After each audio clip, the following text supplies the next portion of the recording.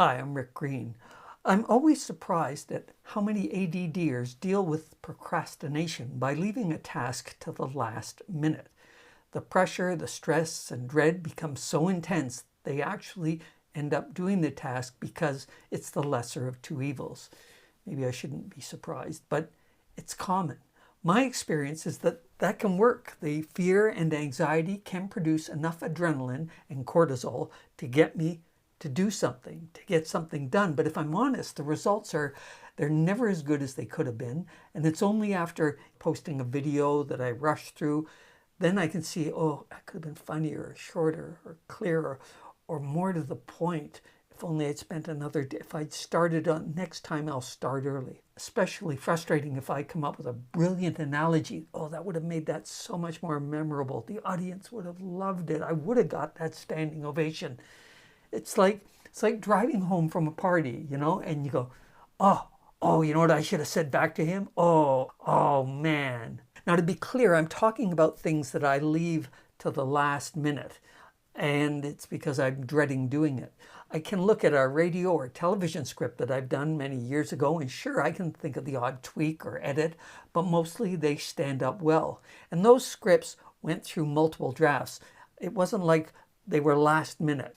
And there was pressure. I mean, it's going out to a national audience. It'll be in reruns for years to come. But the pressure was self-imposed, and it wasn't like I was dreading doing it. I wanted to make the other writers laugh, to make people laugh, to make myself laugh. And the stakes were way lower then. A comedy skit is different from a video about a mental health issue. The point is that I find it very hard to be creative, because creative means being playful, or really to do any job well, when I'm in a state of low-grade panic. What's more, leaving it to the last minute every time is so much harder on me. It's harder on my brain, it's harder on my body, and I end up, instead of exhilarated at creating something that makes me laugh every time I hear it, I'm glad it's over, it's done, it's not great, I'm drained, I'm disappointed with myself again. Then I start to doubt, well, maybe I'm not that funny, blah, blah, blah, blah, blah.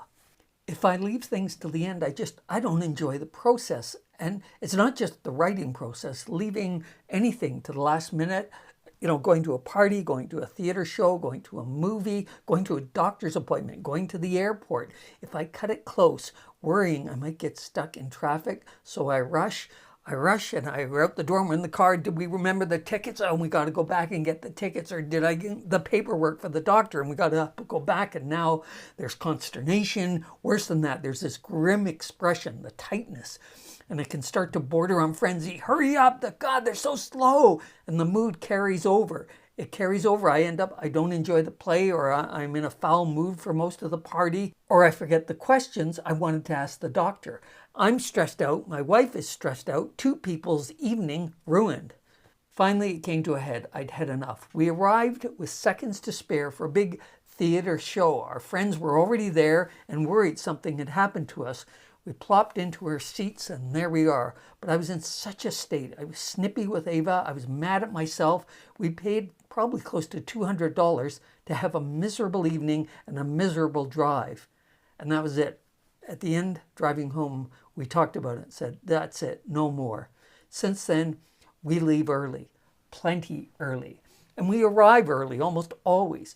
And so we go for a walk, we window shop, we get to our seats early, we read the program, actually have a relaxed conversation with our friends. If it's a movie, I am finished my popcorn by time the coming attractions end, and I focus on the film. I know it seems obvious, it makes sense. So why do so many ADHD folks, myself included, put ourselves in a state of agitation and stress like that? One reason is what I talked about in the video on ADHD and time awareness versus time management. We don't pause to think, do I really have time to frame this poster before we leave for the airport?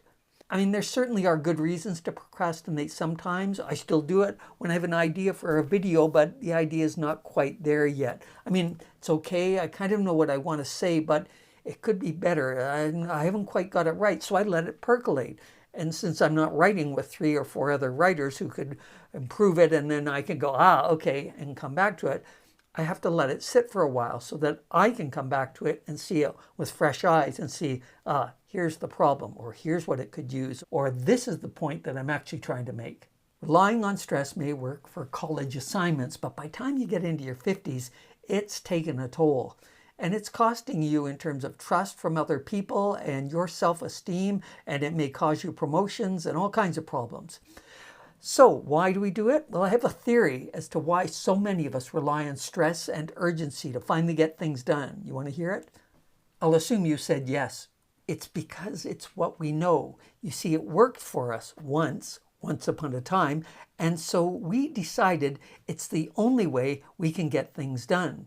Because in the past, at some point when we were under the gun and in a panic, we'd left something to the last minute, maybe we forgot, and now our teacher reminded us at the end of the day, don't forget tomorrow, and it's down to the wire, it's critical, we got to get it done. Maybe you have to get help from your parents or friends, but we got it done.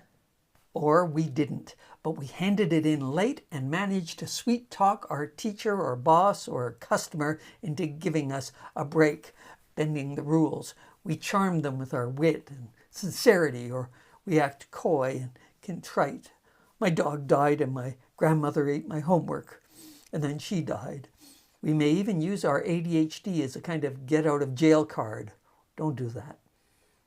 Every book about attention deficit hyperactivity disorder emphasizes the need to develop habits, automatic habits, healthy habits, helpful habits, ones that are beneficial and sustainable. Doctors and therapists call these strategies adaptive versus maladaptive. For example, you're nervous about an upcoming blind date. You could do some deep breathing, talk to friends, write out your concerns, ask how likely is this to happen, just prepare a little, be casual. I'm going to keep it casual, and I'm going to enjoy myself. Those are all adaptive strategies. Whereas pounding back a few vodka martinis and then a couple of joints, maladaptive. Again, it might work, but sustainable? So leaving something to the last possible minute may work for a while, now and then, but I've found that it's not really healthy or helpful or beneficial or sustainable, and so I just no longer do it. I rarely ever do it, honestly.